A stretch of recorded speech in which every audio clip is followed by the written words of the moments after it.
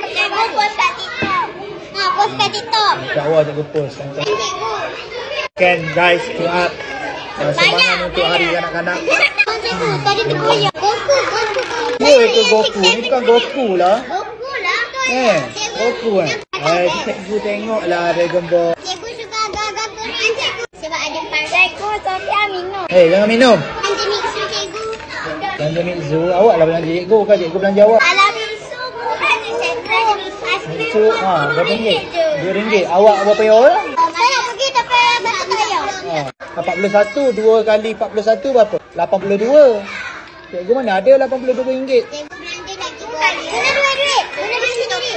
Yelah TikToker kaya. Awak tahu mana TikToker kaya? Hari tu cikgu ada iPad lah. iPad murah je lah. Saya tak mampu tau. Awak belanja cikgu. iPhone. Awak cakap lah Kak Mizu, belanjalah kita orang aiskrim. Boleh. Cakap lah. Malu yang nampak tu.